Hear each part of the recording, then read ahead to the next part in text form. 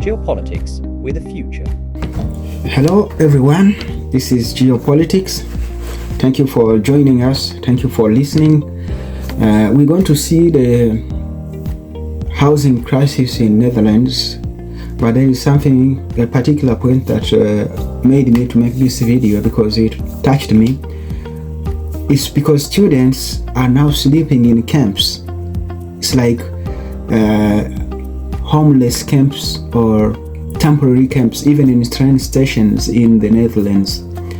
First of all, Netherlands, if you know very well the history of Western Europe, these countries are pretty rich, very, very rich. But the housing crisis has struck it to the point that is now the students now are sleeping in camps. They don't have enough money to pay rent or to afford a house because it's very expensive.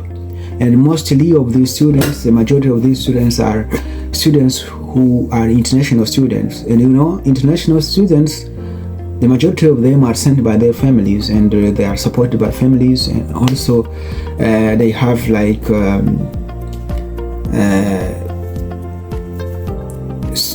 school programs that support them financially when they are studying. It's like scholarships. They have scholarships, but they are unable to pay school tuition and then a house. Netherlands is a nice country, which is the Prime Minister is Dick Schoof. It has a population of 18 million as of 2025. As I said, it's located in Western Europe. It's on the border between this country, Germany, but also on the Baltic Sea, and also on the border with Belgium. Belgium is also a nice country. But this country, that's what has struck me, to see students don't have houses anymore. They are sleeping outside in camps. Students who are in school, you know, when you don't have, when you sleep outside. This is a question that I'm asking you who is viewing this video. If you are a student and then you are sleeping outside, can you really study well? So I think we should think of how we should solve this problem of housing crisis.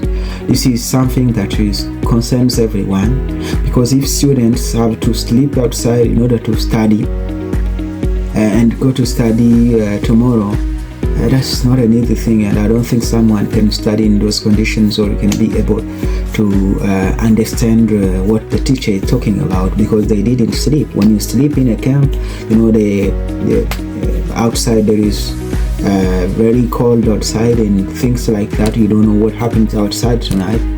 So when students sleep outside, I don't think it's very good thing for them after and go to school. They are helped by their families, but they are helped by even jobs, but they are unable to pay houses. The housing crisis in the Netherlands, they have a shortage of 400,000 homes. So they need 400,000 in order to tackle this issue. The major cities which are hit by these housing shortages are Rotterdam and Amsterdam, but also there is a city called Utrecht. So those are the cities that are very hit by this housing crisis. But the country is considered the worst housing crisis in Europe. I'm showing you the video that DW has taken.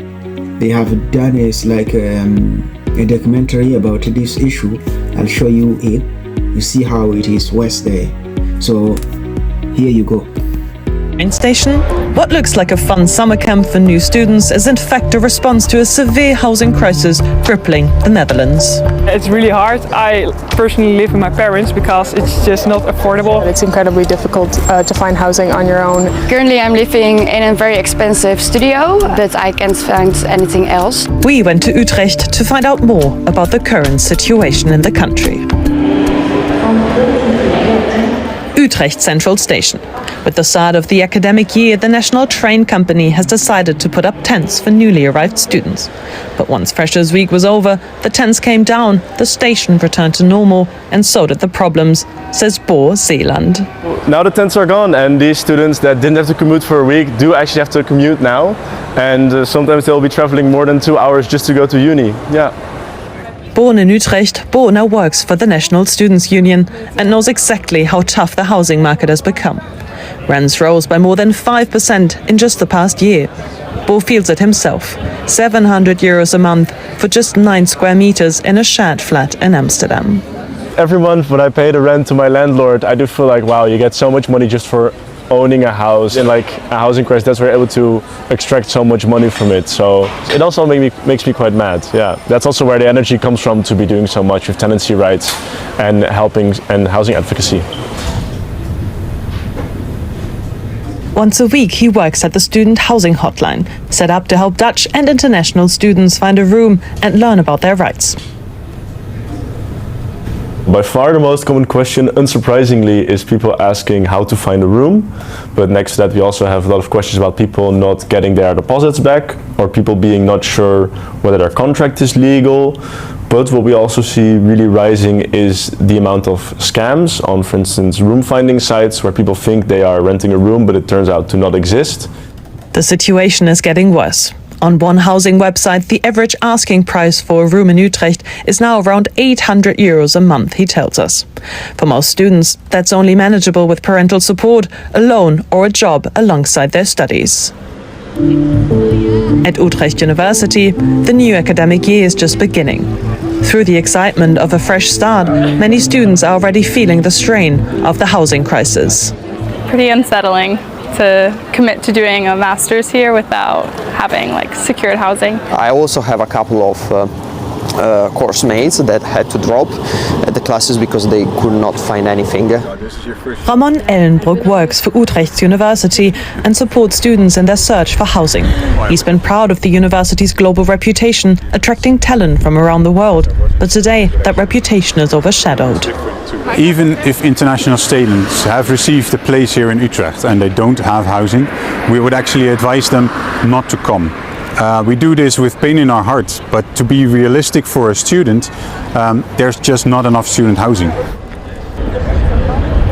Utrecht University says it wants to help, but its hands are tied. By law, it cannot provide student housing. The responsibility for building new homes lies with private companies and the city.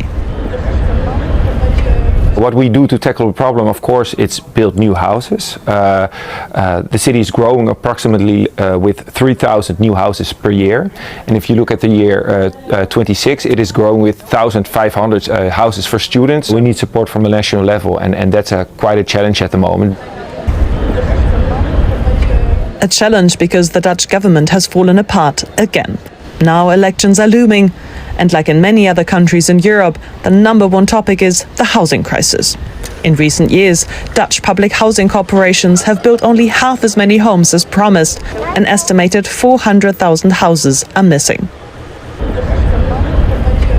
This will keep Bo busy working at the Students' Union helpline. I cannot help every student, but there are a lot of cases where students are in a precarious position and they don't know what their rights are, they don't know how to continue, and then we are able to actually help them move along. Bo hopes that the new Dutch government will make this topic its number one priority so that no student has to sleep in a tent anymore. Geopolitics with Shukuru. With a future.